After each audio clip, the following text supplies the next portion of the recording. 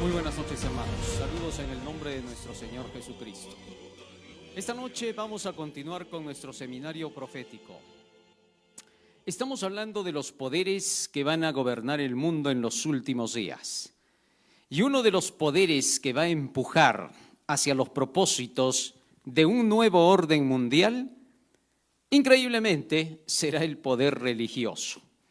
Anoche habíamos visto que el fundador del movimiento de los Iluminados había declarado que para el final la Iglesia sería utilizada para poder terminar este mundo e introducir ese famoso gobierno mundial, ¿correcto?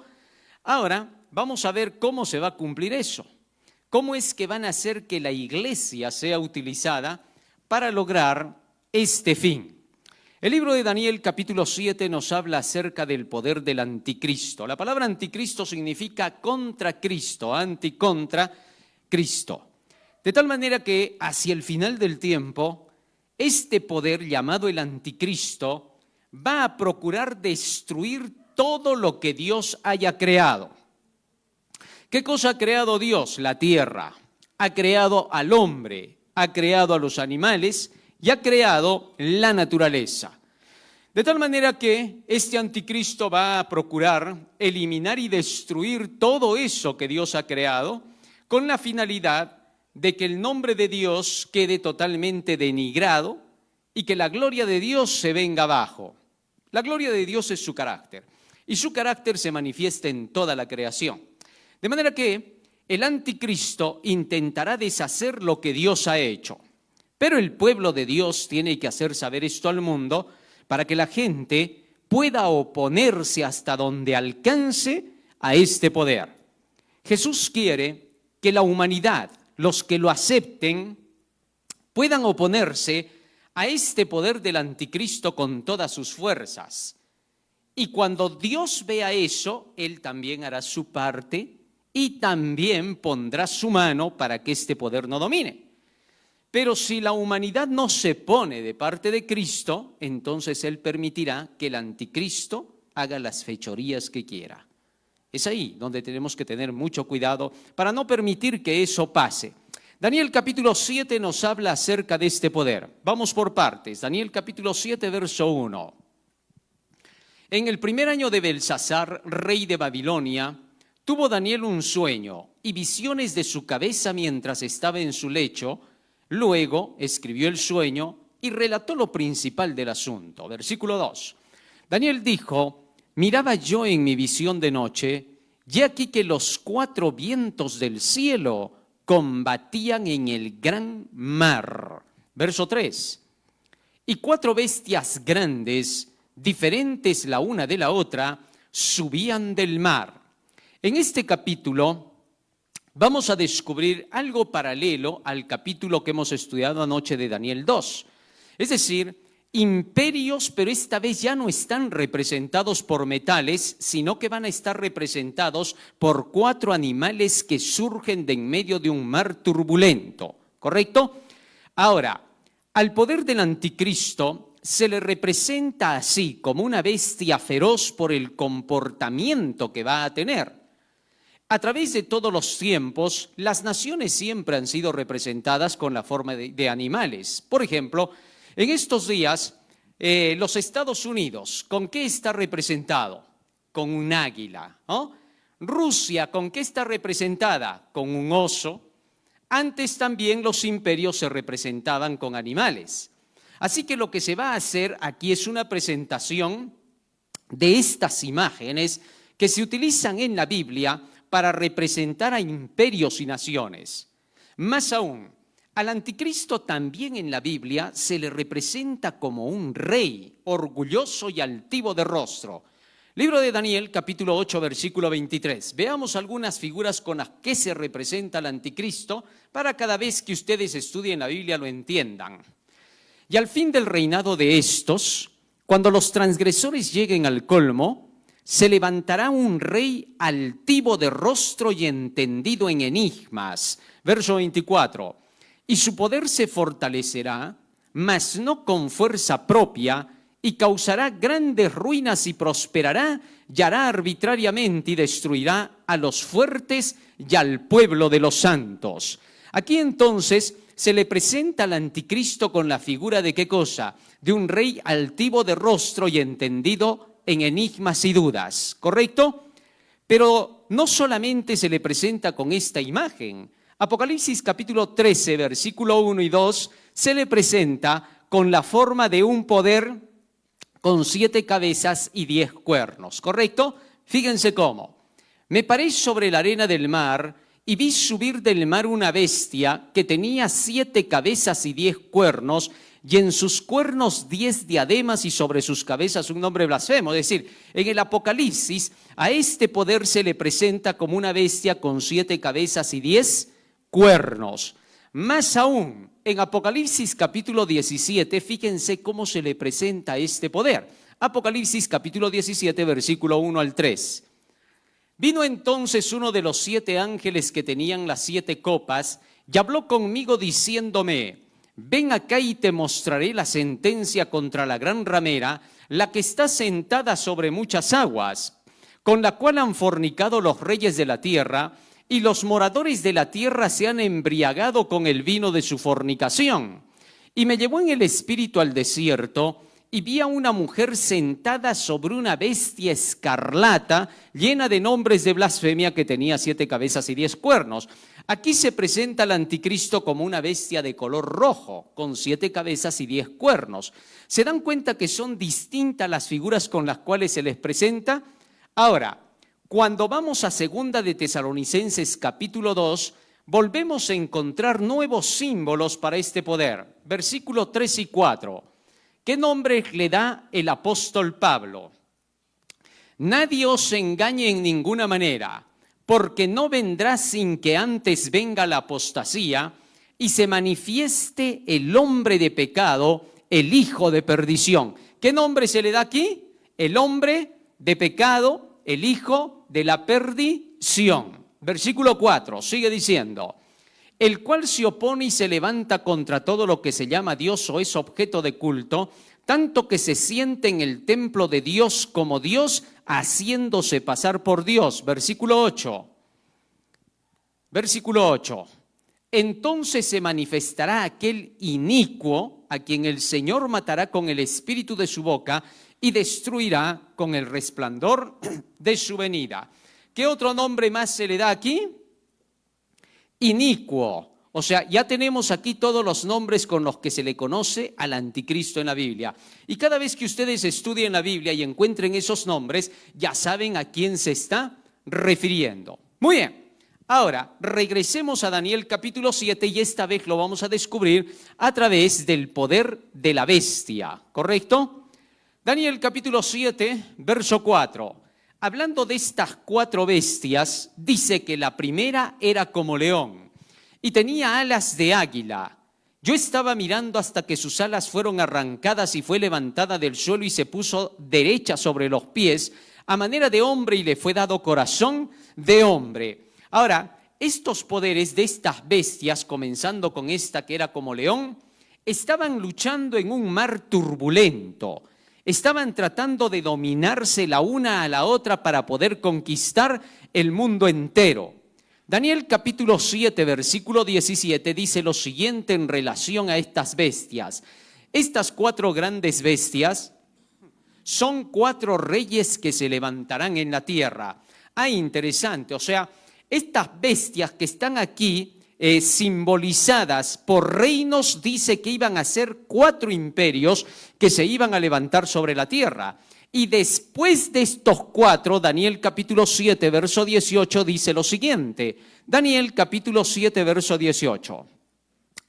Después recibirán el reino los santos del Altísimo y poseerán el reino hasta el siglo eternamente y para siempre. Así que entonces, después de que pasen estos 4 imperios, se va a levantar un 5.º imperio que va a ser el imperio de Jesucristo. De ahí que esta noche debemos descubrir en cuál de estos imperios nos encontramos. Porque si estamos en el primero, faltan 3 todavía para que Cristo llegue. Si estamos en el segundo, solo faltan 2. Si estamos en el tercero, solo falta uno, pero si estamos en el cuarto, quiere decir que hemos llegado al periodo final. Así que vamos a descubrir en cuál de los cuatro estamos, de acuerdo con las características que se van a dar de cada imperio, ¿ya? Daniel 7:4, volvemos a leer para poder entender la simbología. La primera era como león. ¿Por qué dice que era como león este imperio?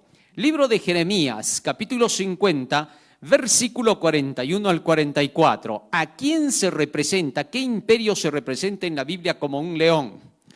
He aquí que viene un pueblo del norte y una nación grande y muchos reyes se levantarán de los extremos de la tierra.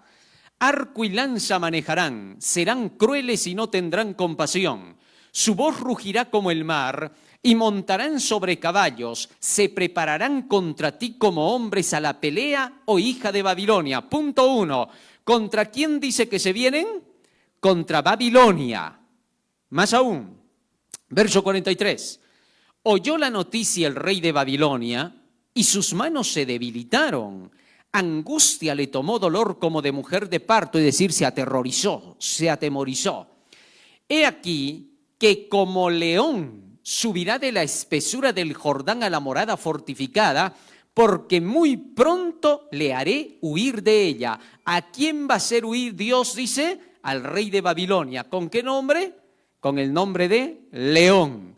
Así que el rey de Babilonia, con su imperio de Babilonia, representa a león. Las dos alas de águila son la rapidez de sus conquistas, porque Babilonia en 23 años se hizo del poder mundial. ¿Qué cosa significa eso?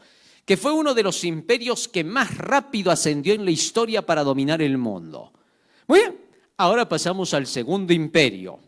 Regresamos a Daniel capítulo 7 al versículo 5. Y aquí otra segunda bestia, semejante a un oso, la cual se alzaba de un costado más que del otro, y tenía en su boca 3 costillas entre los dientes, y le fue dicho así: levántate, devora mucha carne. Ahora bien, la segunda bestia o segundo imperio, el que derrotaría a Babilonia, estaba representado por un oso que tenía 3 costillas entre los dientes. Este imperio representa a los medos y a los persas, quien derrotaron a 3 reinos que son los que está triturando entre sus dientes. Ahora bien, ¿cómo saber que en realidad esos 3 huesos son 3 reinos que está destrozando este oso en los dientes? Proverbios capítulo 30, versículo 14. ¿A qué representan los dientes? Hay generación cuyos dientes son espadas y sus muelas cuchillos. ¿A qué representan, dice, los dientes? Al armamento de una nación. Y cuando acá dice que este oso tenía entre sus dientes a 3 costillas a las que estaba destrozando, quiere decir que este oso con su armamento estaba destrozando a 3 poderes. Veamos los huesos. Jeremías capítulo 50, verso 17. Jeremías 50, 17. Rebaño descarriado es Israel, leones lo dispersaron.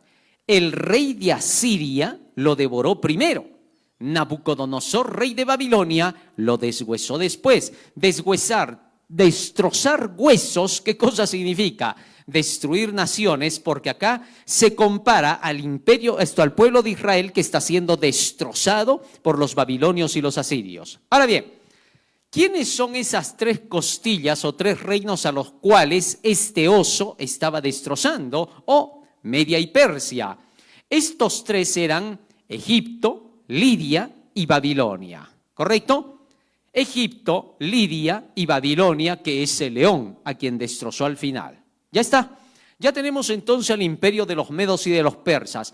El orden de los imperios es el mismo que vimos anoche en la estatua de Nabucodonosor. Es decir, primero Babilonia, luego Persia y a este le sigue Grecia y al final Roma. Veamos el tercer poder. Daniel capítulo 7, versículo 6. Daniel capítulo 7, versículo 6. Después de esto miré, y he aquí otra semejante a un leopardo, con 4 alas de ave en sus espaldas. Tenía también esta bestia 4 cabezas y le fue dado dominio. Este tercer poder ahora está representado por un leopardo con 4 cabezas y con 4 alas. Ahora, es fácil de entender que esta nación iba a ser más rápida en sus conquistas que el imperio de Babilonia. Babilonia, que era el león, tenía 2 alas. Esta tiene 4 alas, lo que significa que es el doble de rápida. Vamos a ver por qué. El imperio que derrota a los medos y a los persas en el año 331 a.C. fue el imperio de Grecia con su gobernante Alejandro el Grande. Alejandro el Grande, estando en su mayor fuerza a la edad de 33 años, ya era dueño del mundo. Pero de pronto algo pasa y Alejandro el Grande muere. Eso a los 33 años de edad. Ahora, apenas muere Alejandro el Grande, no se sabe si lo envenenaron, si murió por unas fiebres calcinantes o fiebres amarillas, como le dicen. Pero el hecho es de que 4 de sus generales tomaron el reino: Casandro, Seleuco, Ptolomeo y Lisímaco. Y por eso las 4 cabezas del imperio, ¿correcto? Si se dan cuenta, cada una de estas figuras lo que hace es simplemente mostrarnos por características lo que significa cada nación. Ya está. Después de este imperio, ¿quién viene? Daniel capítulo 7, versículo 7. Fíjense lo que dice allí. Después de esto miraba yo en las visiones de la noche, y he aquí que la 4ª bestia espantosa y terrible y en gran manera fuerte, la cual tenía unos dientes grandes de hierro, devoraba y desmenuzaba y las sobras hollaba con sus pies, y era muy diferente de todas las bestias que vi antes de ella, y tenía 10 cuernos. La 4ª bestia dice que estaba caracterizada por tener dientes de hierro. ¿Qué cosa hemos dicho que son los dientes? El armamento de una nación, como en el caso del oso. Solamente que si tiene dientes de hierro, ¿de qué material entonces eran las armas de este poder? De hierro. Este es el imperio romano. Anoche vimos que las piernas de hierro, ¿a quién representaban? A Roma. Así que ahora también este poder del dragón con sus dientes de hierro representa al imperio romano. Ahora, este imperio romano fue fraccionado en 10 después de que se dividió en 2 partes, en Roma de Oriente y Roma de Occidente. Y Roma de Oriente fue atacada primeramente por 10 tribus bárbaras que poco a poco se fueron introduciendo en ella, hasta que de pronto los érulos, una de estas tribus, se levanta para poder atacar a Roma y juntos todos estos poderes logran su caída. Y Roma queda fraccionada en 10. ¿Quiénes eran estos 10 cuernos o 10 reinos? Los érulos, vándalos, ostrogodos, visigodos, burgundios, suevos, lombardos, francos, anglosajones y germanos. Así es como entonces Roma queda fraccionada en 10. Pero eso no queda allí. Daniel capítulo 7, versículo 8 sigue diciendo: mientras yo contemplaba los cuernos, he aquí que otro cuerno pequeño salía entre ellos, y delante de él fueron arrancados 3 cuernos de los primeros, y aquí que este cuerno tenía ojos como de hombre y una boca que hablaba grandes cosas. Ahora bien, dentro de esos 10 cuernos, esos 10 reinos que se dividieron de este imperio de Roma, dice que 3 de ellos cayeron e inmediatamente surgió un cuerno pequeño, pero con ojos y boca. ¿Correcto? ¿A qué cosa representa esto? Los 3 cuernos que cayeron, según la historia universal, son los reinos de los érulos, los vándalos y los ostrogodos. Cuando estos 3 cayeron, el último de ellos en el año 538 después de Cristo, subió en lugar de estos 3 el poder del Vaticano, según la historia universal. Es decir, la Iglesia, el poder papal. ¿Cómo así? En el imperio romano, que está representado por esta bestia, estaba gobernando Justiniano. Justiniano era entonces emperador de Roma. Y este Justiniano le entregó a su hijastro Virgilio I el trono del pontificado. Y por eso se representa con ese cuernito pequeño que sube en lugar de los 3 que cayeron. Ahora bien, estos 3 eran arrianos, no eran cristianos. Y por esa razón, el sistema del papado los combatió para erradicar las creencias que no eran cristianas de la tierra. Pero cuando estos tres cayeron y sube el poder del papado, Daniel capítulo 7, verso 25 nos dice qué pasaría. Daniel 7, 25. Hablando de ese cuerno pequeño, y hablará palabras contra el Altísimo, y esto que estoy diciendo es historia, y hablará palabras contra el Altísimo, el cuerno pequeño, y a los santos del Altísimo quebrantará y pensará en cambiar los tiempos y la ley, y serán entregados en su mano hasta tiempo y tiempos y medio tiempo. ¿Qué es lo que ocurre acá? Ahora dice que este cuerno pequeño primero ataca a Dios. ¿Cómo puede ser? Si se supone que había quitado a los tres cuernos que eran arrianos. Al contrario, debería de estar apoyando a Dios, ¿no? Pero acá la Biblia está diciendo claramente que lo que hace es blasfemar contra Dios, insultarlo a Dios. Bueno, ¿qué cosa significa blasfemar contra Dios en la Biblia para entender esto? Libro de San Juan capítulo 10, versículo 30 y 33. ¿A qué representa o significa la blasfemia? Cristo dijo, yo y el Padre uno somos. Verso 33. Le respondieron los judíos diciendo, por buena obra no te apedreamos, sino por la blasfemia, porque tú siendo hombre te haces Dios. Debido a que Jesucristo se había llamado Padre como Dios, por eso le dijeron ¿qué cosa? Que era un blasfemo. Es decir, tomar el nombre de Dios significa blasfemia. Ahora bien, San Mateo capítulo 23, versículo 9, fíjense lo que Jesús dijo. Y no llaméis Padre vuestro a nadie en la tierra, porque uno es vuestro Padre, el que está en los cielos. Esto en sentido religioso, porque padres son nuestros padres biológicos, ¿correcto? ¿Cómo sabemos que está hablando en sentido religioso? Vamos a ver, versículo 8, ¿de qué estaba hablando Jesús acá? Pero vosotros no queráis que os llamen rabí, porque uno es vuestro maestro, el Cristo, y todos vosotros sois hermanos. Miren que estaba hablando acerca de el nombre que se llevan religiosamente nuestro Señor Jesucristo y Dios. Ahora, cuando acá dice a nadie llaméis maestro, maestro le llamamos hasta al zapatero, al carpintero, al pintor y todos los demás. Pero aquí está hablando solo en sentido espiritual. Eso entiéndase bien. Muy bien. Ahora, resulta que durante la Edad Media, cuando este poder ascendió al dominio, fíjense lo que dice el Diccionario Católico Romano, que se le daba como nombre al Papa. Vamos a la cita del Diccionario Católico Romano. Vamos a la siguiente. En el Diccionario Católico Lucius Ferraris, en el artículo El Papa, encontramos algunas palabras apoteósicas hacia el Papa. Veamos un poco de historia primero. Tú eres el pastor, tú eres el médico, tú eres el gobernante, tú eres el esposo, finalmente tú eres otro Dios en la tierra. Esto lo declaró Cristóbal Marcelo. ¿Quién era? Exaltación de Marcelo al Papa Julio II en ocasión del Quinto Concilio de Letrán celebrado en el año 1512. El Papa no lo reprendió por ello. ¿Qué les parece? Así que entonces al Papa públicamente se le dijo que era otro Dios en la tierra. Cuando el apóstol Pedro vio que Cornelio se arrodilló delante de él, inmediatamente Pedro le dijo a Cornelio, no te arrodilles frente a mí, porque yo soy un hombre como tú. Rápido reclamó Pedro. En este caso, el Papa debió reclamar y decir, momentito señores, acá no me pueden llamar a mí Dios. ¿Por qué? Porque solo hay un Dios en el cielo.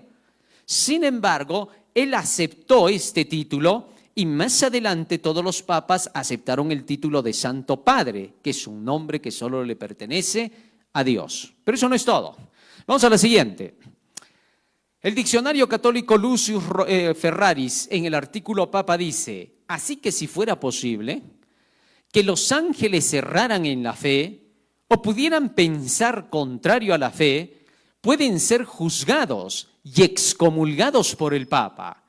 El Papa es como si fuera Dios en la tierra, solo soberano de los fieles de Cristo, supremo Rey de Reyes, teniendo la plenitud del poder a quien le ha sido confiado por el Dios omnipotente, la dirección no solo del reino terrenal, sino también del reino celestial.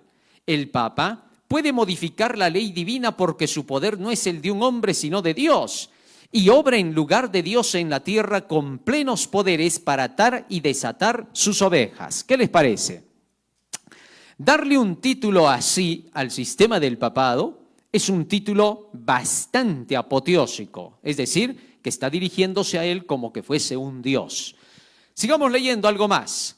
El Papa es de una dignidad tan suprema y elevada que, hablando apropiadamente, él no ha sido establecido en ningún orden de dignidad, sino que ha sido puesto sobre la misma cumbre de todas las dignidades. Él es, de la misma forma, el monarca divino, emperador supremo y rey de los reyes. ¿Qué les parece? Sin duda estas palabras son de una exaltación demasiado grande para un hombre como lo es él. Pero bien, según la profecía, este poder llegaría a recibir ese título y por eso Dios dice que estaría blasfemando contra él. Cuando él se puso por nombre Santo Padre, hubieron personajes que le reclamaron, hombres estudiosos de la Biblia dentro de la misma Iglesia Católica, porque habían muchos que buscaban con todo su corazón al Señor y comenzaron a presentar el hecho de que el Papa se estaba equivocando al darse ese título. No solamente se dio el título, sino que también llegó a un punto en que él excomulgaba de la Iglesia a cualquiera que no pensara como él, es decir, el sistema completo. Y no solamente eso, sino que también se comenzó a vender la salvación durante ese periodo de la Edad Media. Tal es así que se la vendía a través de las indulgencias. Entonces, cuando una persona, por ejemplo, pagaba, con su dinero se traía una caja, Tetzel la cargaba, era un representante de la iglesia. Y entonces él ponía la caja, que era como una alcancía grande, y cuando se ponía el dinero, él decía, el momento que la moneda choque en la base de esta caja, inmediatamente en el cielo ya tienes tu parte, ya tienes tu trozo de terreno. Y no solamente eso, las almas que estén en el infierno o en el purgatorio van a tener esperanza. Tal es así que, según él, algunas almas que estaban en el purgatorio salían derechito hacia el cielo. Esas eran las ideas que entonces se manejaba durante el periodo de la Edad Media, vendiendo así la salvación. A eso se llamaba simonía. ¿Por qué? Porque en tiempos de los apóstoles hubo un mago que se llamaba Simón, que cuando vio que el apóstol Pedro estaba haciendo milagros en el nombre del Espíritu Santo, ¿qué pasaba? Este se acercó y dijo, yo también quiero hacer esos milagros. ¿Cuánto cuesta? ¿Puedo pagar por ellos? Y Pedro le dijo, tu dinero perezca contigo porque has pensado que la gracia de Dios se compra con dinero. Y por eso, en base a ese nombre Simón, más adelante se llamó simonía a todo acto de querer comprar la salvación. Pero bien, siendo así, ya tenemos el primer punto, blasfemó contra Dios. Segundo, Daniel capítulo 7, verso 25, sigue diciendo, y hablará palabras contra el Altísimo, y a los santos del Altísimo quebrantará, y pensará en cambiar los tiempos y la ley. Debido a que los grandes estudiosos de la Biblia, llamados reformadores, le llamaron la atención al Papa, inmediatamente todos estos comenzaron a ser perseguidos por el papado. En lugar de hacerles caso al llamado que estaban haciendo estos hombres, les hizo la guerra. Juan Hus, Juan Wycliffe, Jerónimo, eran hombres que pertenecían a la Iglesia Católica, pero eran hombres estudiosos de la Biblia, y ellos comenzaron a reclamar todo este tipo de abusos que se veía en la Iglesia. Finalmente Lutero se levantó para reclamar. Él también era un monje católico. Muy pronto, cuando empezó a estudiar la Biblia, Lutero descubrió cosas que en la Biblia decían y que la Iglesia no estaba practicando ni pensaba hacerlo. Entonces, ¿qué hizo? Le reclamó el sistema del papado, pero eso le costó, porque inmediatamente lo expulsaron de la Iglesia y lo tildaron de ser un monje rebelde, un hereje. Y finalmente se decretó que tenían que matarlo. Por el poder de Dios no fue asesinado, porque hubieron algunas cosas que se presentaron de forma providencial de parte de Dios que lo protegieron a Lutero. Pero, siendo las cosas así, Este hombre, habiendo sido católico de la iglesia misma, estudiante de la Biblia que enseñaba en las iglesias católicas, al descubrir las cosas que decía la Biblia, reclamó diciéndole al Papa que se estaba dando un título apoteósico, que estaba vendiendo la salvación y que la salvación solo se obtenía por medio de la fe en Cristo. Debido a eso, entonces, se separó de la Iglesia Católica y se formó una nueva rama que se llamó el protestantismo, ¿correcto? Ya más antes de él habían otros que se estaban levantando, pero fue con él con quien hubo el gran cisma, ¿no? Con la Reforma. Un cisma en este caso con el protestantismo, no con las demás iglesias romanas. Así, desde ese momento, la Inquisición se desata en tiempos de Lutero y ahora se sabe que 68 millones de personas solo en la Inquisición española fueron asesinadas de formas crueles. Hoy la Iglesia dice que solo fueron 300 o 400 los que murieron en la Inquisición por decreto de la Iglesia y que todo lo demás lo hicieron los gobiernos. Bueno, todos sabemos que en la Edad Media hubo una alianza entre el poder político y el religioso y el resultado fue la matanza. Nunca Dios ha estado de acuerdo en las alianzas político-religiosas porque traen esto como resultado. Las iglesias tratan de hacer imponer sus creencias a través del Estado y entonces, cuando llega su momento, el Estado aplica la sentencia y la sentencia que piden las iglesias es muerte contra los disidentes. Lo mismo se hizo con Jesucristo. Pero bien, Daniel 7:25 sigue diciendo, ¿qué más pasaría con este poder? A los santos del Altísimo quebrantará y pensará en cambiar los tiempos y la ley. ¿Cómo fue hecho el cambio en la ley de Dios? En el año 321, Constantino, emperador de Roma, hizo el gran cambio en la ley de los 10 mandamientos. Analicemos un poco la ley de Dios y la vamos a comparar con el catecismo al que dio origen Constantino. Ya desde ese momento, con las ideas de él, el catecismo se fue formando en la iglesia romana. Éxodo capítulo 20, versículo 3. ¿Qué dice la ley de Dios? Primer mandamiento.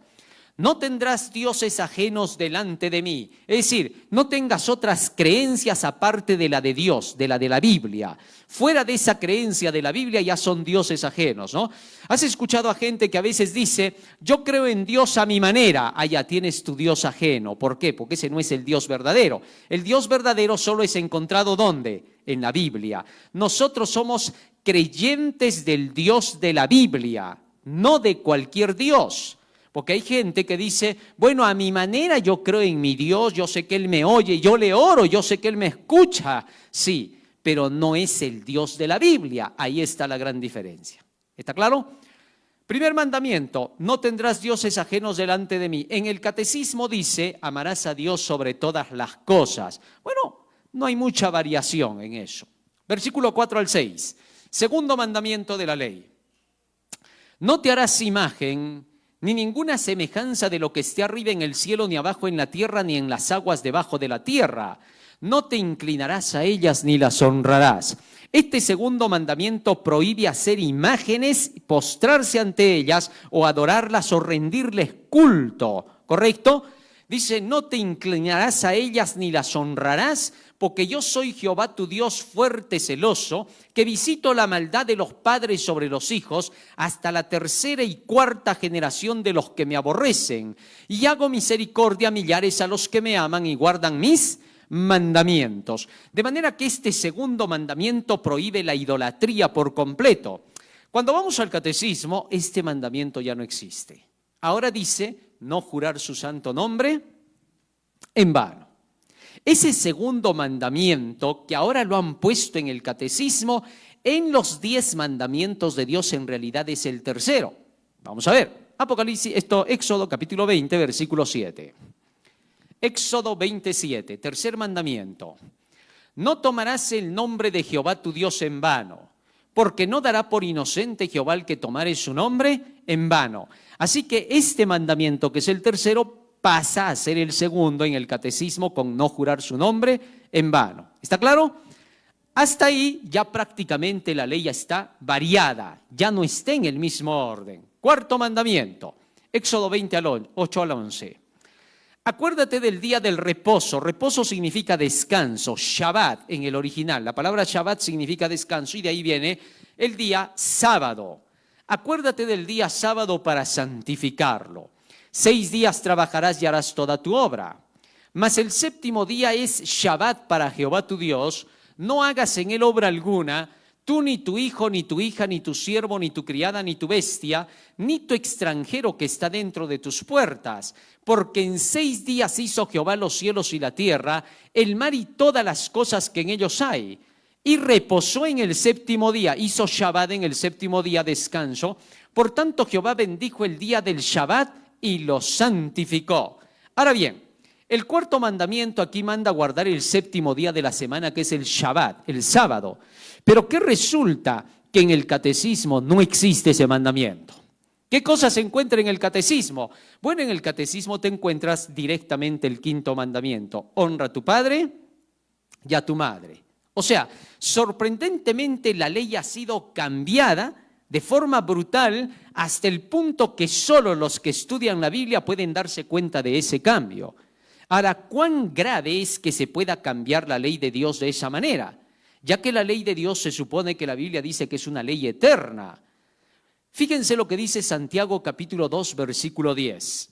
Santiago 2:10. ¿Qué pasa con los que cambian la ley? Y ojo que hay muchos que están declarando ya que este cuarto mandamiento enseña a guardar el día domingo y que el Shabbat en realidad puede ser cualquier día después de 6. ¿Ah? Y ahora están diciendo que el domingo es ese Shabbat. Bueno, pero si eso es así, ¿para qué entonces lo han borrado al cuarto mandamiento de la ley? Deberían de seguir diciendo si están los 10, pero resulta que los que defienden el domingo dicen que solo hay 9 mandamientos vigentes y el catecismo lo ha sacado. ¿Para qué lo ha sacado el catecismo al cuarto mandamiento del Shabbat si Shabbat también puede ser domingo? No tendría ningún sentido. Que siga más bien ahí el cuarto mandamiento, solo que le digan que ahora es domingo. Pero no, lo han eliminado, increíblemente. Hay que tener cuidado con esas mentiras, ¿no? Porque cualquiera que guardare toda la ley, pero ofendiere en un punto, se hace culpable de todos. Miren lo que dice ahora acá. Basta con que se ofenda un punto de la ley y se ha roto toda la ley. No queda nada de valor en ella, queda nula.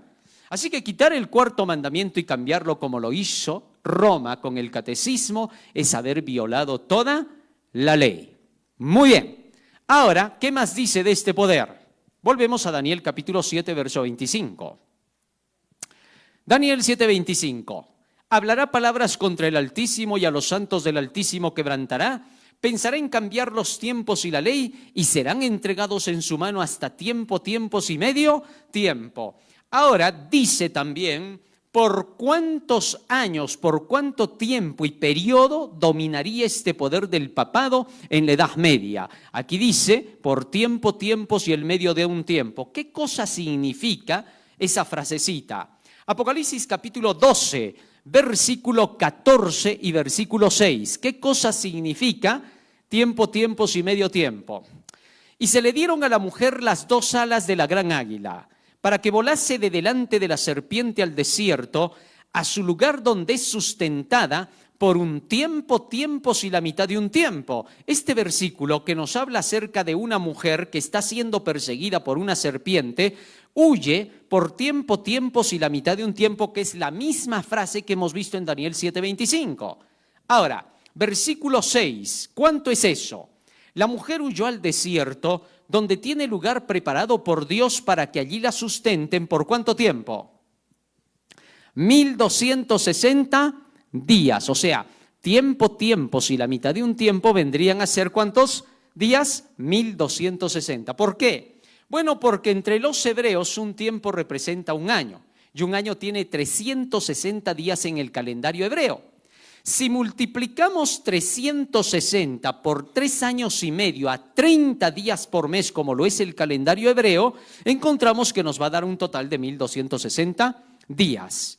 Pero en Ezequiel capítulo 4, verso 6, dice que los días en profecía deben de ser contados como años. Cumplidos estos, te acostarás sobre tu lado derecho segunda vez y llevarás la maldad de la casa de Judá 40 días, día por año te lo he. Cada vez que Dios quería hablar en sentido profético, siempre cambiaba los días por años, los contaba así. No es la primera vez. En el libro de Números, capítulo 14, versículo 34, encontramos que Dios utilizaba esa misma forma de conteo. Conforme al número de los días, de los 40 días en que reconocisteis la tierra, llevaréis vuestras iniquidades 40 años, un año por cada día, y conoceréis mi castigo. ¿Cómo estaba haciéndose el conteo aquí? Día por año. Muy bien, teniendo ya esta clave profética, contamos 1260 días como ¿qué? Como años. ¿Cómo así? Resulta que el poder del papado, dijimos que había ascendido al dominio mundial ¿en qué año? En el 538 después de Cristo. Sumados 1260 años nos da ¿cuánto? 1798 después de Cristo. Y según la profecía, para ese año de 1798, este poder debía caer. ¿Y cómo así se cumplió? Bueno, fácil.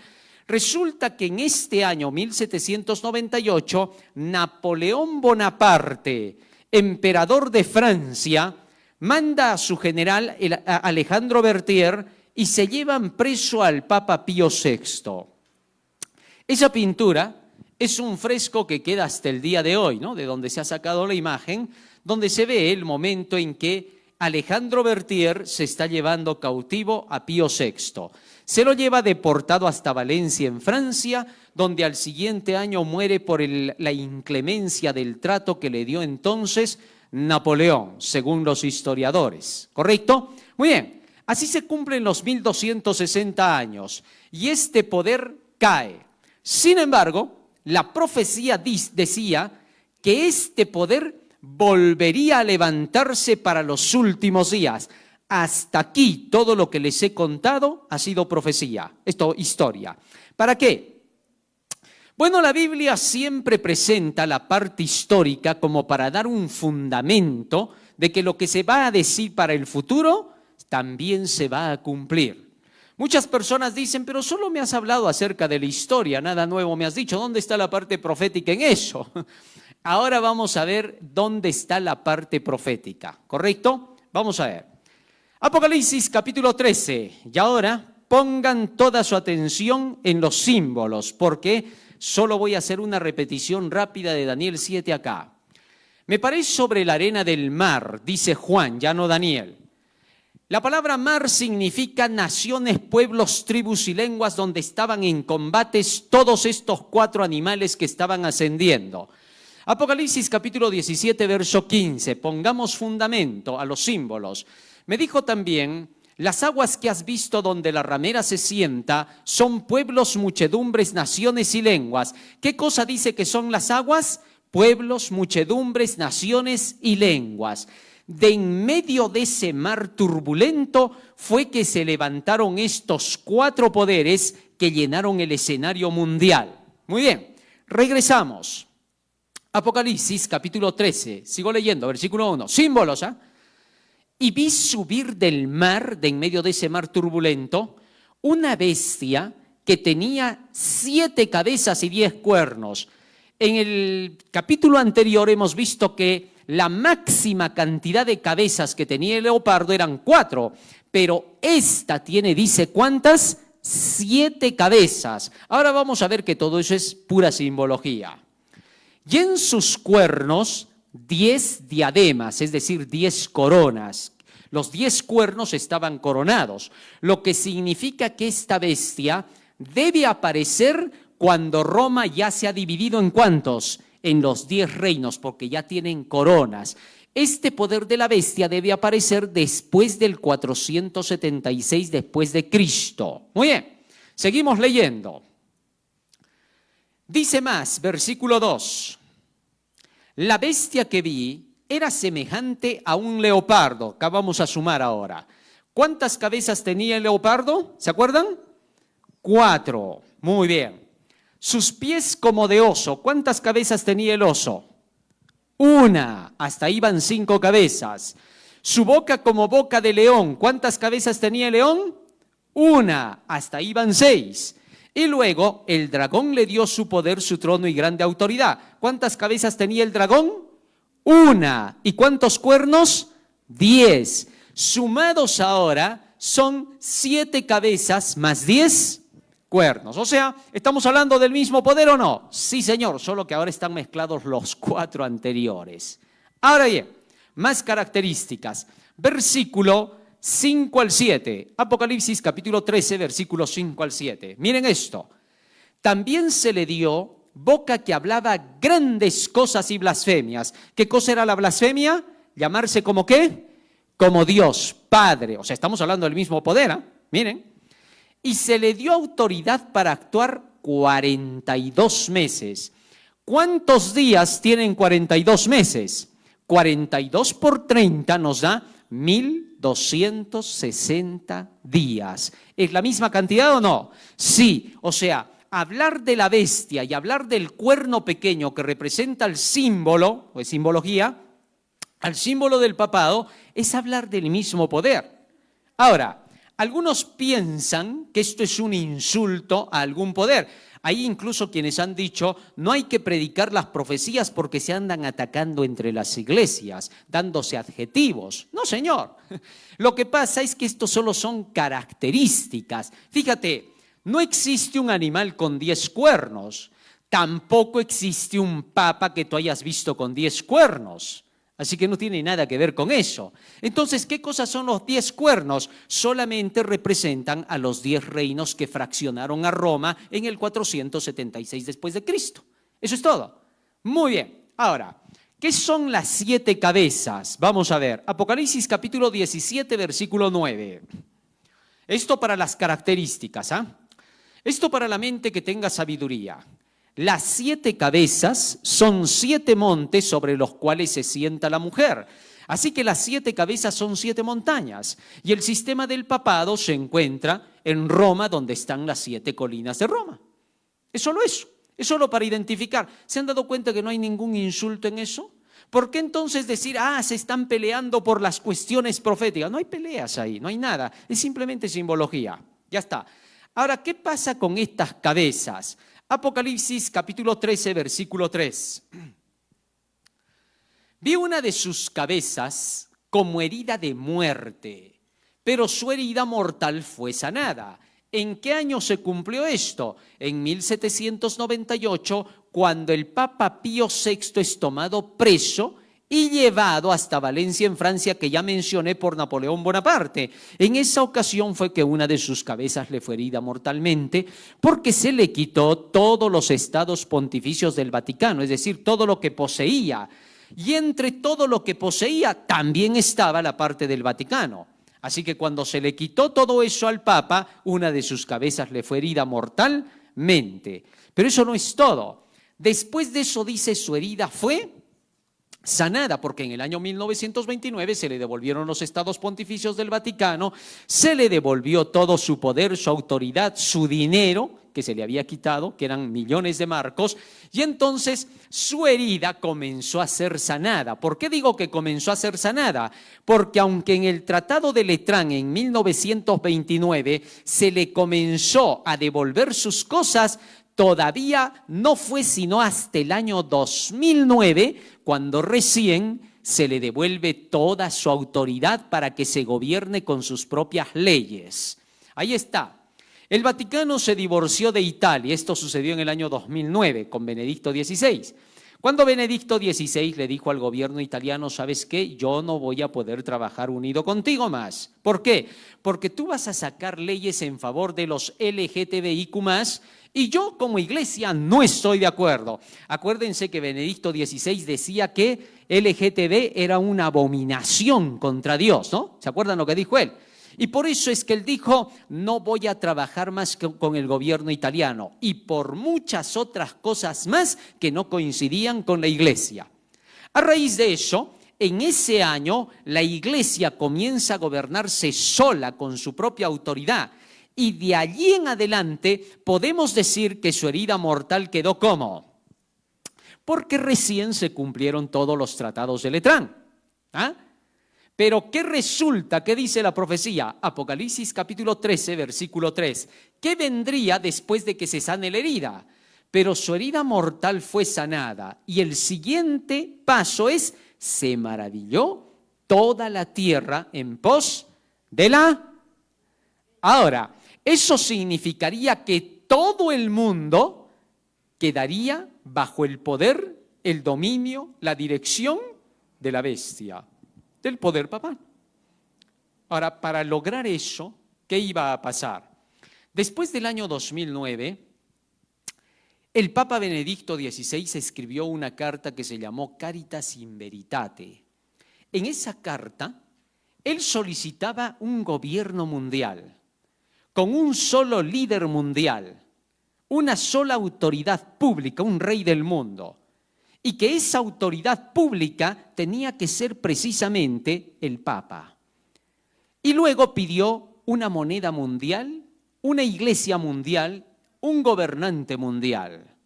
Así es como comenzó el plan de la búsqueda de lograr que toda la tierra se maraville en pos de la bestia. Pero alguien le iba a ayudar. Versículo 4. Apocalipsis 13:4.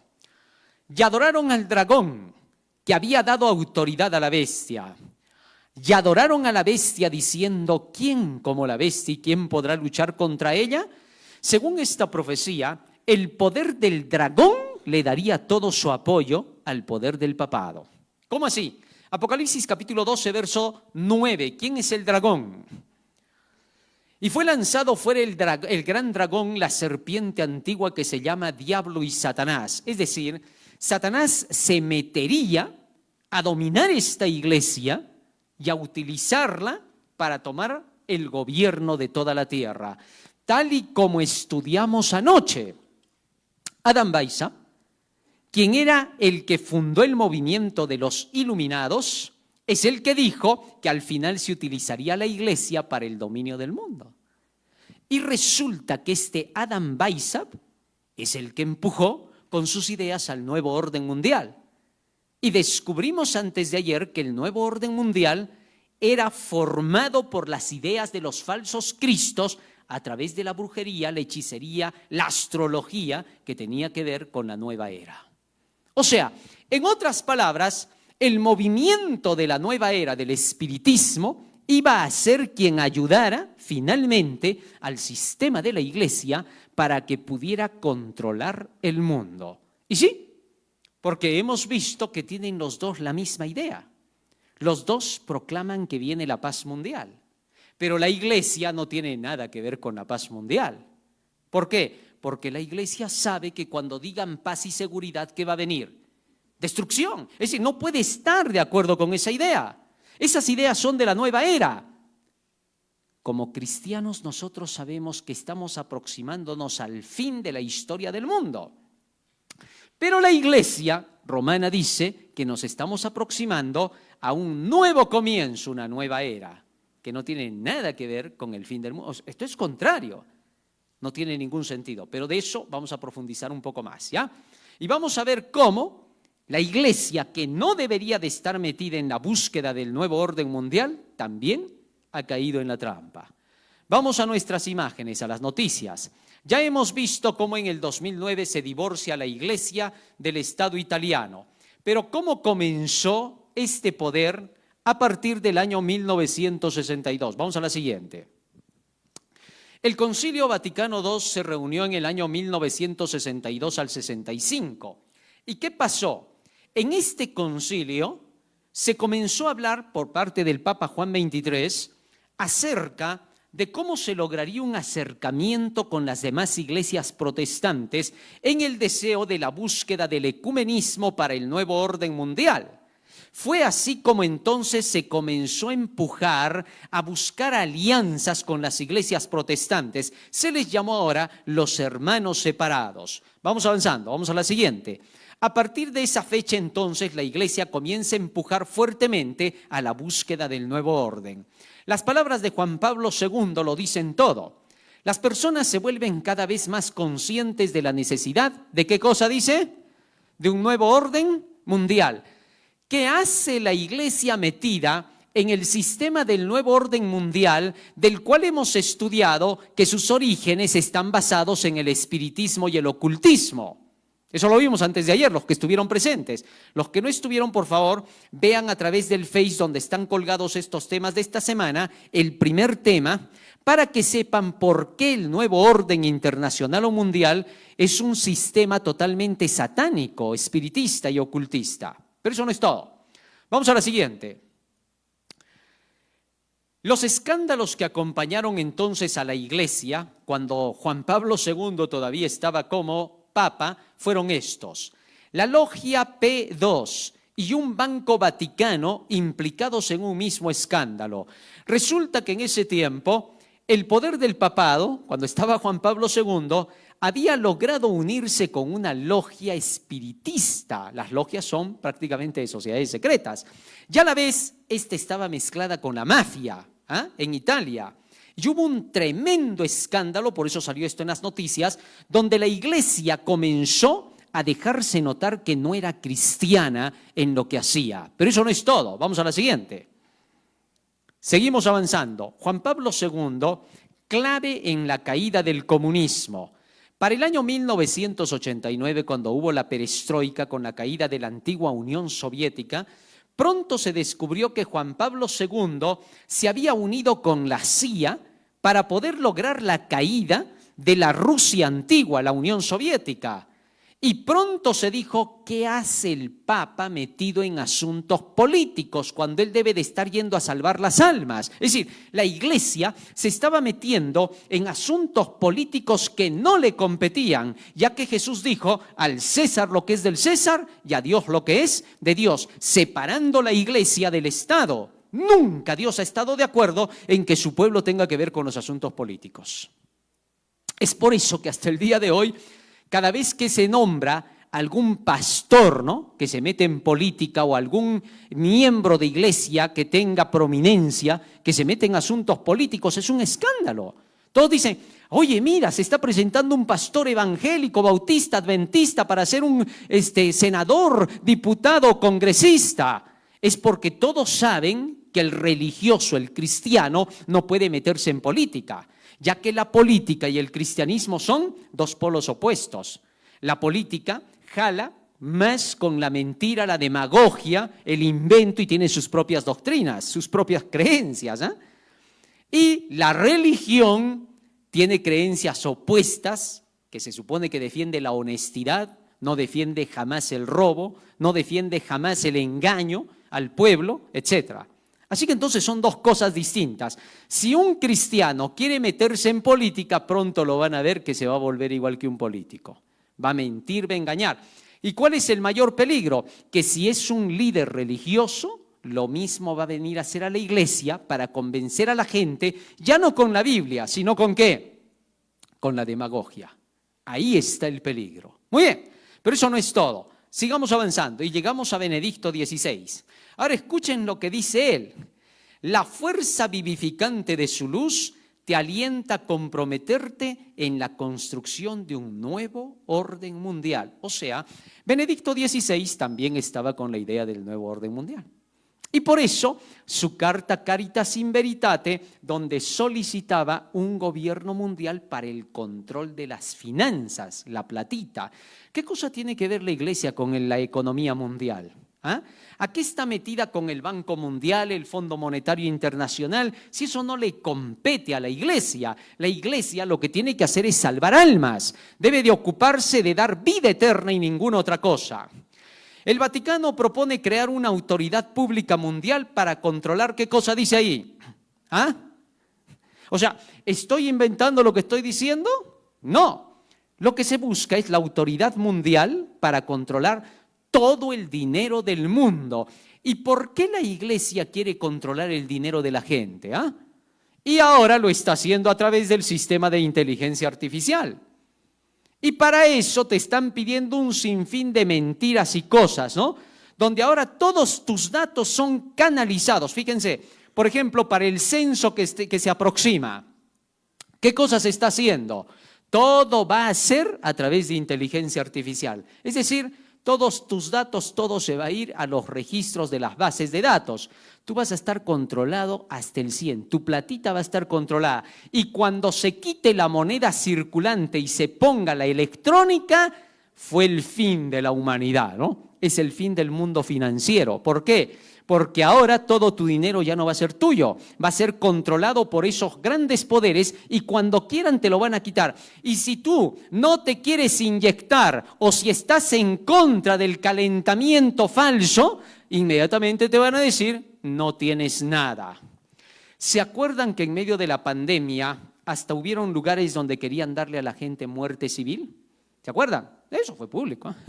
Entonces, ¿qué cosa significa? Que lo que quieren es amenazarte hasta el punto de quitarte tu libertad, de quitarte lo que tienes. Imagínate eso en las manos de los gobiernos, uno. Pero ahora ponte a pensar en las manos del anticristo. Según la profecía, el anticristo va a ser peor que Adolfo Hitler. ¿Te acuerdas lo que hacía Hitler? ¿Ah? El famoso holocausto, cómo hizo inyectar a varios de su población. ¿Ah?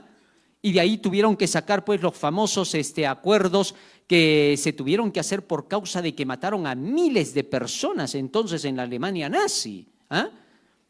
Y entonces, ¿qué pasa? Que desde ese momento se declaró que nunca más se permitiría que en la tierra alguien tomara el control sanitario hasta el punto de tener que inyectar a la gente sin su consentimiento. No obstante, ahora se ha vuelto a repetir. Pero Hitler, escúchalo bien,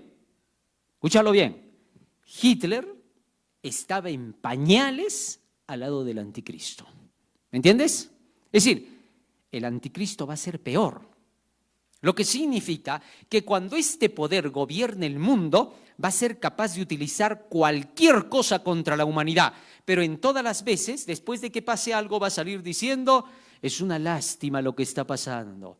Oremos, hermanos, para que esto mejore. Pidamos a Dios que proteja al mundo. Estas cosas no pueden suceder. A Dios rogando y con el mazo dando.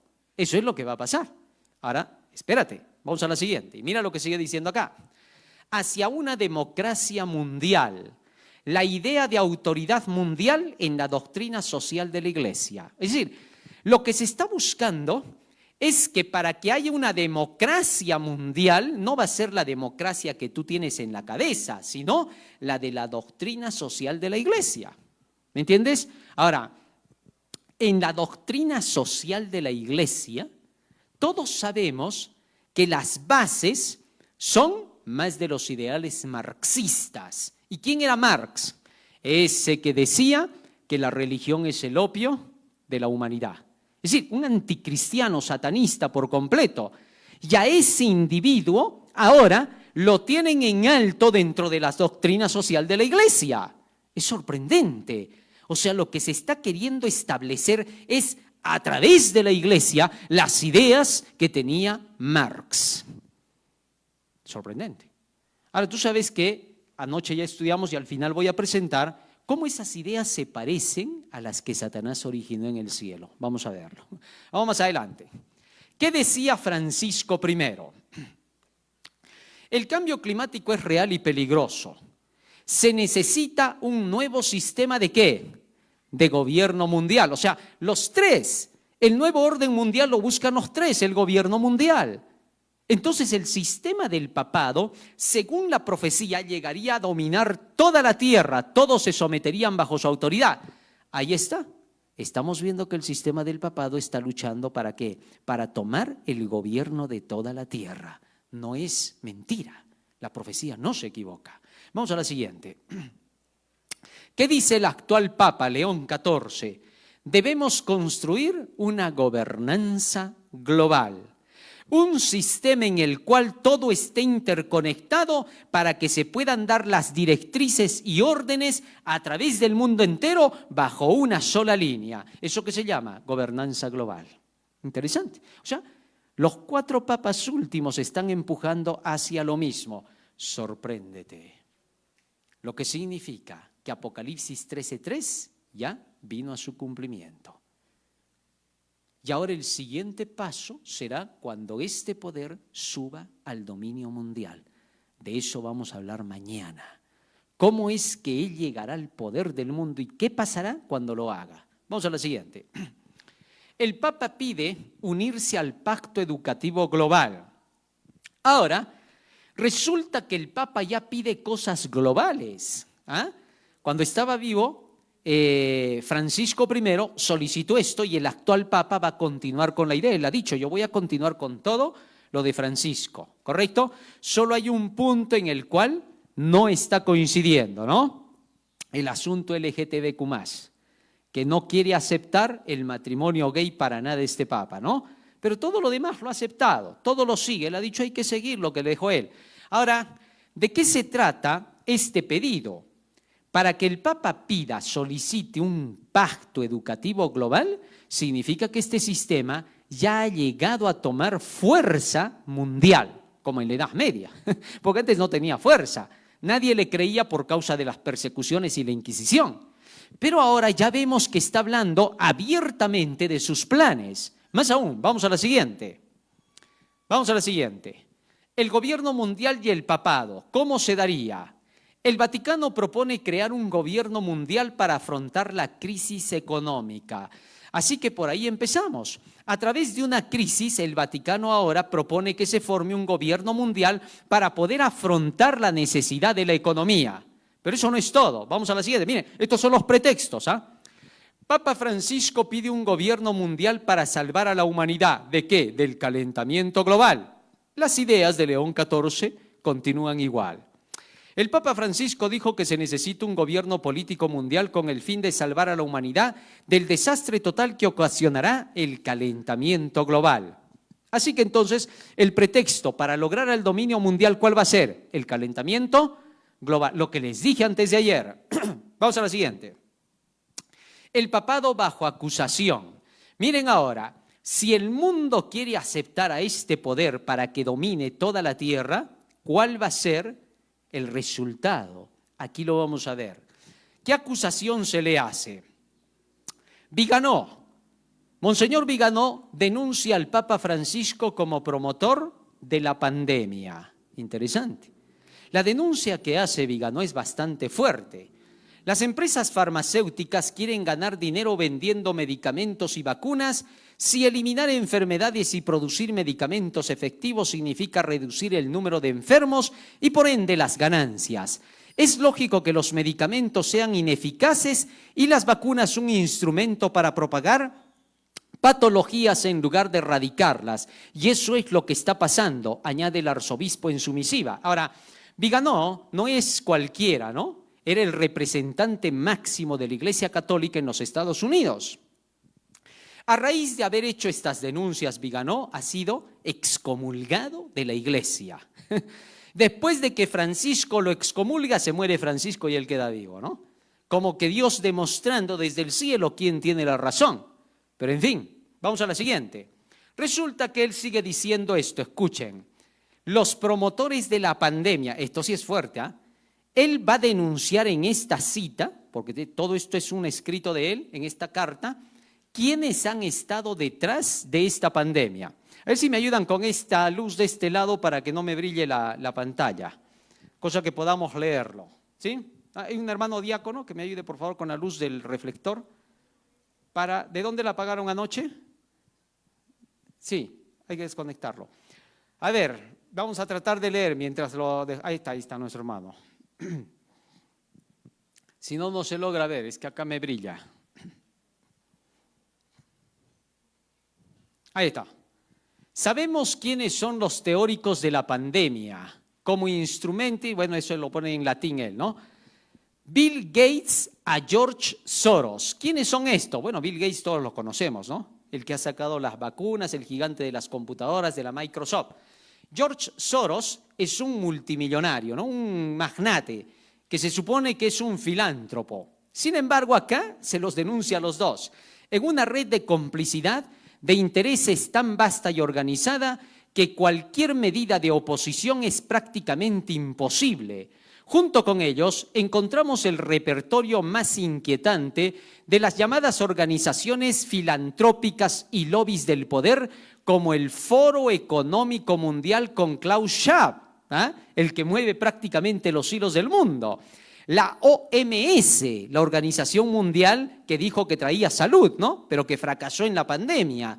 Y todas sus ramas nacionales, la Comisión Trilateral, el Grupo Bilderberg, que es el grupo de los más ricos satanistas de la Tierra, el Consejo para el Capitalismo Inclusivo, encabezado por Lady Lynn Forrester de Rothschild. Los Rothschild son los dueños de los grandes bancos de Europa, ¿no?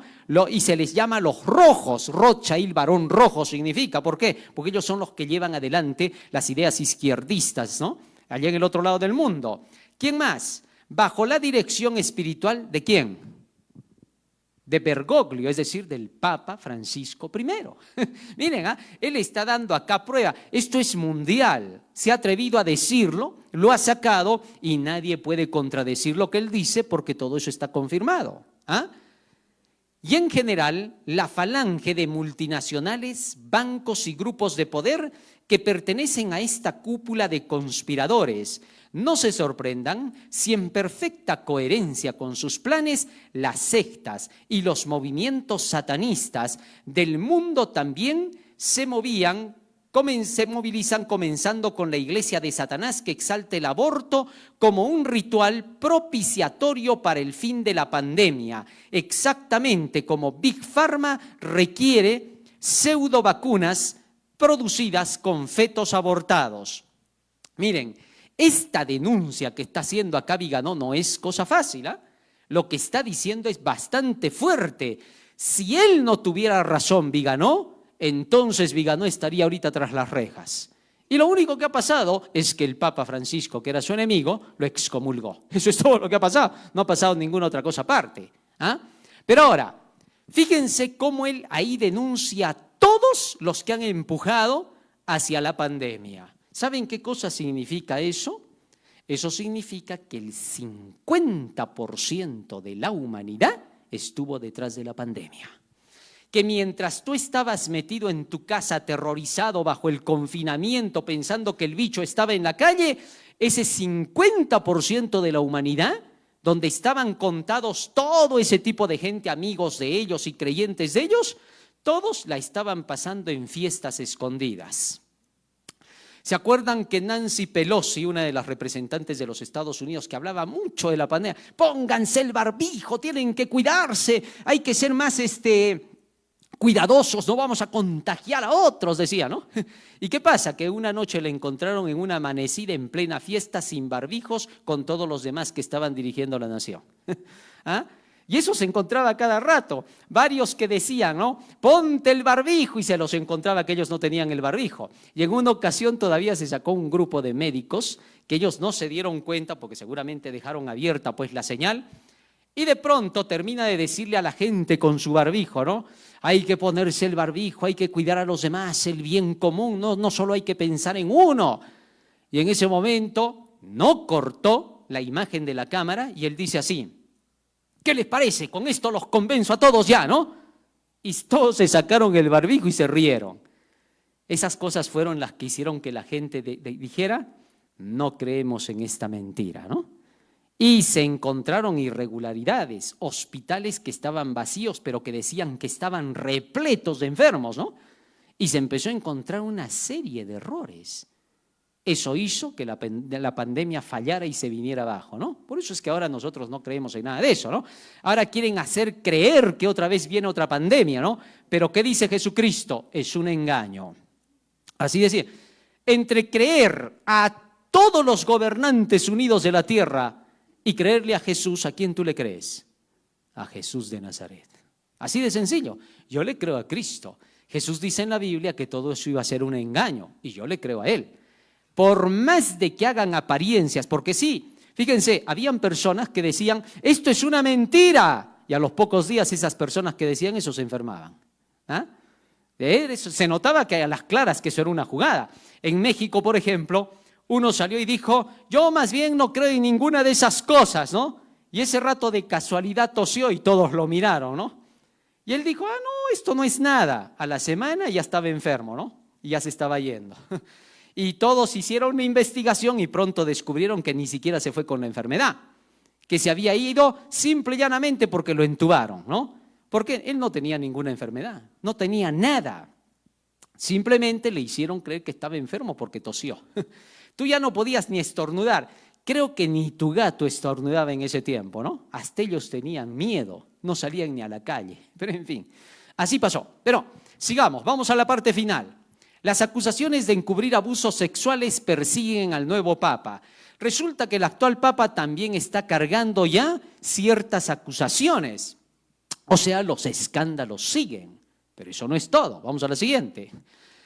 León XIV, miren lo que dice ahí abajo. ¿Qué promovió? ¿Ah? Y eso lo ha sacado últimamente él. Así públicamente le ha dicho, todos tienen que inyectarse, porque es para el bien de la humanidad. Sorprendente, ¿no? Todos convergen en el mismo punto. Vamos a la siguiente. El papado quiere tomar el mundo. Finalmente, miren esto.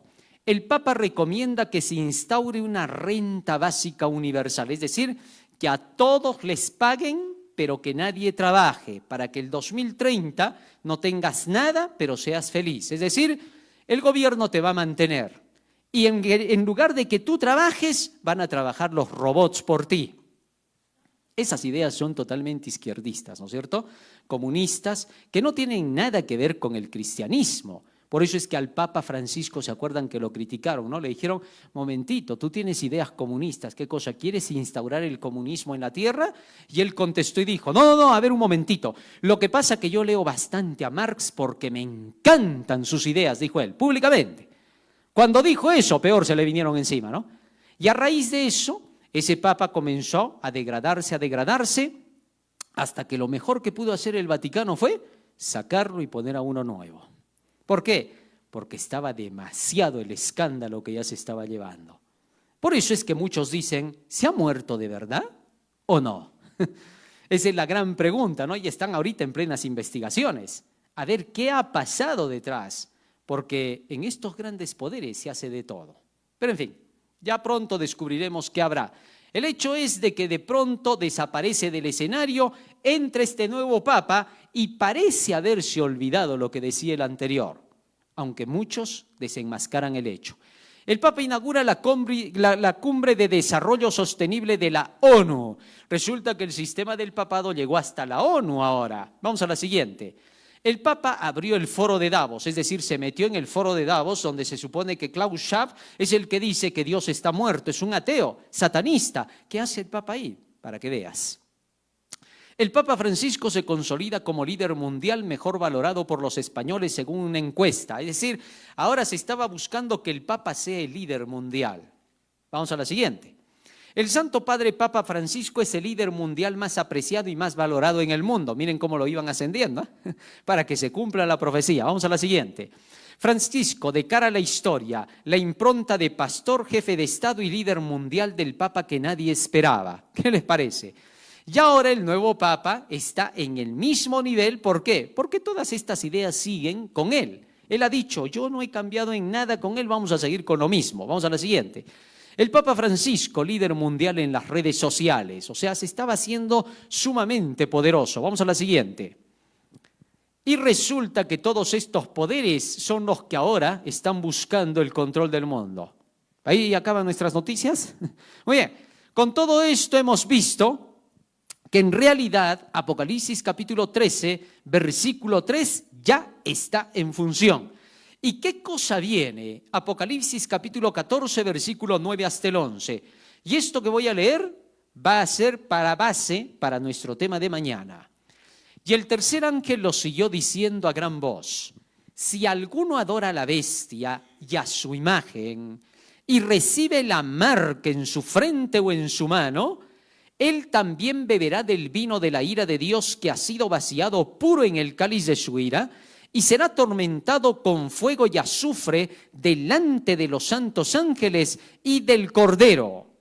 Y el humo de su tormento sube por los siglos de los siglos, y no tienen reposo de día ni de noche los que adoran a la bestia y a su imagen, ni nadie que reciba la marca de su nombre. Según esta profecía, el poder de la bestia va a ser adorado por el mundo entero, pero falta alguien. De este poder vamos a hablar mañana, la imagen de la bestia juntamente con la marca de su nombre, ¿correcto? Con eso vamos a descubrir qué se viene en los próximos días. Yo diría incluso en los próximos meses en relación con estos poderes. ¿Qué están pretendiendo hacer en el mundo entero? De eso vamos a hablar mañana. Porque según este texto, cuando se adore a la bestia y a su imagen, los que lo hagan van a recibir el vino de la ira de Dios. Es decir, la destrucción con las 7 plagas finales. Por eso las películas del Hollywood están sacando constantemente las escenas de lo que podría ser lo que nosotros conocemos como la ira de Dios, la destrucción mundial de la tierra. Miren esto lo estamos pasando en estas noches para que no te olvides de lo que se está pretendiendo hacer con el planeta Tierra. Míralo. Y ya parece que estamos empezando a entrar en esta fase, ¿no? Paso a paso hasta llegar a ese nivel. Fíjate que en estos días estamos tachonados de terremotos, de temblores por toda la tierra, ¿no? Y terremotos que no son terremotitos, sino megaterremotos. Y todavía se nos está amenazando de que se viene un tremendo tsunami, ¿no? Han habido pequeños maretazos, mareas en el mar y tsunamis en algunos lugares. Y ahora dicen que esto va a empeorar porque la corteza terrestre se ha rasgado, ¿no? Y como la corteza terrestre se ha rasgado, la lava que está saliendo de debajo está empezando a calentar grandes cantidades de mar. ¿Eso qué cosa va a significar? Que el mar va a elevar su nivel, porque en el momento en que se calientan las aguas, se aumenta su volumen. Entonces, de pronto nos van a hacer creer que eso es el calentamiento global. No tiene nada que ver, ¿ah? Sino que todo esto está siendo por manipulación humana. Ya hemos mencionado, ¿no?, a causa de experimentaciones que se han estado haciendo allí en las partes de las fosas marinas. Y entonces ahora se ha logrado que venga esto como consecuencia. Y ahora ya se están haciendo investigaciones y ayer y antes de ayer se ha llegado a la conclusión de que ya ha empezado el ataque entre las potencias, ¿no? Y que lo más curioso es que se le ha hecho un ataque a Rusia produciéndole un terremoto de 8.8, ¿no? Y sorprendentemente se ha hecho el seguimiento y se ha encontrado que las ondas HAARP de los Estados Unidos, precisamente cuando hacen su disparo, pasan por todo ese sector, ¿no?, de Rusia y van llegando hasta la parte de Asia solamente con las ondas HAARP, ¿eh? Se ha hecho así el seguimiento. Y el terremoto y los movimientos que hemos tenido por este otro lado, en las partes de Colombia, en la parte de Centroamérica, porque todavía se espera un terremoto en Centroamérica, es precisamente el sector por donde pasa HAARP, ¿no? ¿Y por qué se está haciendo eso? Simple, porque la Tercera Guerra Mundial se está desatando con armas climáticas primero, ¿no? Entonces, una vez que se dé esto, el siguiente paso es armas nucleares. O sea, ¿qué se viene en los próximos días? Prepárense porque se viene la Tercera Guerra Mundial, ¿ah? La Biblia dice que esa es la 6ª trompeta, o sea, vamos a entrar en la Tercera Guerra Mundial. Y se van a utilizar armas, primero nucleares, y luego se va a empezar a utilizar armas electromagnéticas. Es decir, el mundo entero va a empezar a ser controlado. O sea, esta Tercera Guerra Mundial va a decir mucho. Pero la Biblia dice que cuando se desate esa Tercera Guerra Mundial, Dios intervendrá, ¿no? Y será el momento cuando se cierre el tiempo de gracia y aquellos que hayan sido fieles al Señor, los que estén marcados con el sello divino, podrán estar preparados para la segunda venida de Cristo. Así que los eventos están a punto de cumplirse ya, los que cierran la historia, ¿eh? ¿Y qué va a pasar con los hijos de Dios en medio de tremendo desastre? Esas trombas, tremendas trombas que aparecen todavía de fuego, ¿no? En estos días ha habido un torbellino de fuego, ¿eh?, ahí en las partes de Israel, ¿no? Demasiada casualidad. Y se nota que todo lo que está pasando no es natural, ¿no? Pero bien, algunos han querido hacer creer que es un ciclo por el cual está pasando la Tierra, ¿no? Otros han dicho que es por un meteoro, un cometa que ha pasado, que sí puede estar haciendo ciertos efectos, ¿no? Y otros han dicho que es por una nave que ha pasado, ¿no? Una nave que dicen que es alienígena, ¿no? corren todo tipo de ideas. Ahora, si lo es, no nos extraña porque el diablo sabe hacer sus cosas, ¿no? Cuando parezca que todo se destruye de más allá de las estrellas, aparece Cristo Jesús, el Redentor del mundo, junto con sus millares de ángeles para llevar a los hijos de Dios al reino celestial. La Biblia promete que Cristo vendrá por segunda vez, vendrá con sus ángeles para sacar a todos sus hijos de la tierra que estará en convulsiones y en destrucción. Será necesaria la llegada de Cristo porque va a haber una catástrofe final, ¿no? Y ahí solamente Cristo puede sacar a su pueblo. Él nos ha dicho que tiene que ocurrir. ¿Por qué? Dios va a permitir que todas las obras de los hombres, lo que los mismos hombres han hecho, ellos mismos lo destruyan. Así que es inevitable que tenga que pasar, porque Dios necesita comenzar un mundo nuevo. Y no va a poder comenzar ese mundo nuevo si no se destruye primero este. Pero Jesús quiere dejar en claro que no será Él quien quiera destruir el mundo, sino que la mano humana lo hará. Eso lo vamos a descubrir en los próximos días. Los malos van a esconderse en el día de la venida de Cristo. Los justos son los únicos que le van a dar la bienvenida, ¿no? Y te vas a sorprender, porque para ese día van a ser poquitos los que le den la bienvenida a Jesús, ¿no? Muchos son los llamados, pocos los escogidos. No van a ser las grandes masas de la tierra. Porque a veces cuando tú les invitas para que conozcan el Evangelio, no quieren porque tienen otros planes mundanos, ¿no? Pero los pocos que alcancen la salvación, que en realidad decimos pocos en relación con el mundo, pero van a ser también millones en relación con cantidades aquí en la tierra, ¿no? Y van a esperar a Jesucristo. ¿Serás tú uno de los que esperen a Cristo para ser transformado? El Señor dice que todos serán transformados para ser llevados al reino. Y una vez que Cristo saque a su pueblo de aquí de la tierra, ¿hacia dónde lo llevará? La palabra de Dios nos promete que el Señor está preparando una ciudad hermosa y un jardín hermoso. Otra vez el paraíso de Dios, embellecido, más bello que antes, más hermoso. El Señor está preparándolo para todos aquellos que le sirvan y obedezcan sus mandamientos. Ahora es el momento de obedecer los mandamientos de Dios para no seguir las ideas del anticristo. Cuando tú obedeces los mandamientos de Dios, ya estás en contra del anticristo. No necesitas tomar armas, no necesitas hacerle la guerra a puñetazo y patada, no. Guardas los mandamientos de Dios y el anticristo se viene abajo, no tiene más poder, ¿ah? Y por eso el Señor dice que todos los que guarden sus mandamientos, como apoyan al gobierno de Dios, vivirán para siempre en el reino celestial. En otras palabras, si quieres estar en el cielo, guarda los mandamientos de Dios. Es la condición para salvarte. Hay religiones que dicen que los mandamientos de Dios no tienen nada que ver con la salvación, que Cristo ya murió por ti y que esa es la salvación. No, no te equivoques. Cristo murió por ti, te da el perdón de tus pecados para que renuncies a ellos y los abandones. Pero los mandamientos de Dios son la única forma de abandonar el pecado. Intenta abandonar el pecado y te vas a volver bueno a tu manera. Así de sencillo. Miren, ¿cuántos hay que dicen, todo lo que tengo que hacer para entrar al cielo es ser bueno? Y ellos quieren ser buenos de acuerdo con su criterio. No matan, no roban, no hacen según ellos nada malo, porque ellos han llegado a la conclusión de que eso es bueno. Pero en la medida de Dios, eso no les sirve para nada. ¿Por qué? Porque Dios dice, mira, yo quiero que guardes todos mis mandamientos, eso es todo lo que pido de ti. Después, no me interesa cuántas buenas obras tú hayas hecho en la tierra. Los mandamientos de Dios son los que producen las buenas obras que se requieren para el cielo. ¿Comprendiste? Ojalá se pueda entender eso por el mundo cristiano antes de que sean engañados por el anticristo. El anticristo siempre te va a decir, tienes que ser buenito, una buena persona. Pero con eso te aleja de la ley de Dios y te vuelves como Satanás. Aparentas que haces el bien, pero al final no obedeces a Dios. Así que tengamos en cuenta eso.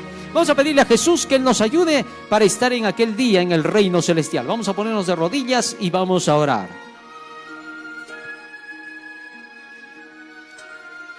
Bondadoso Padre que moras en los cielos, estamos agradecidos a ti por las benditas palabras de tu santo libro, por las promesas que nos das, Señor, a través de tus profecías. Y te rogamos que todo lo que tú nos has enseñado en esta noche quede grabado en nuestra mente y corazón para que sea el motor que impulse nuestras acciones. Acompáñanos también ahora al salir con tu bendición. Tráenos el día de mañana, Señor, para seguir escuchando más acerca de estas maravillosas profecías. Porque te lo rogamos y suplicamos en el nombre y por los méritos de Jesús, tu Hijo amado. Amén. Amén.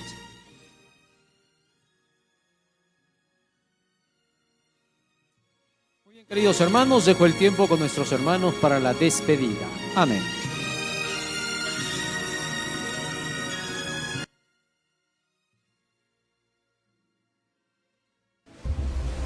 Cuando se esté terminando la obra de la salvación, vendrá aflicción sobre la tierra.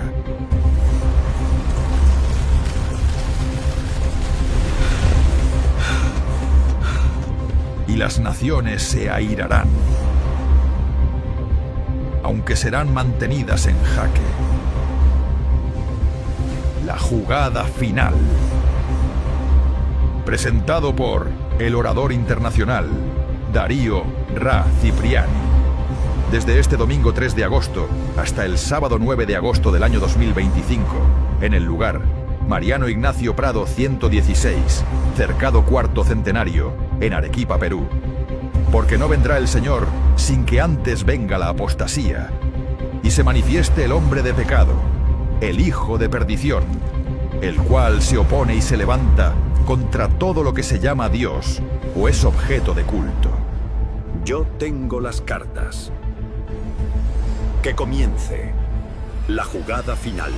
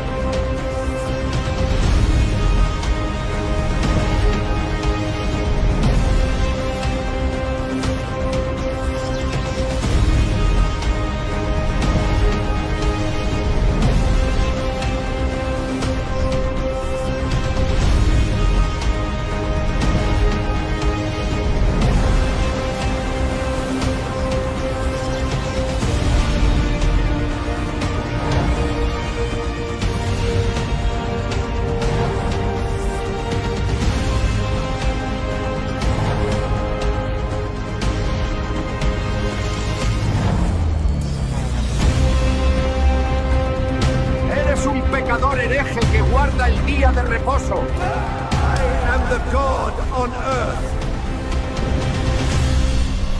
Tú eres hombre y no Dios.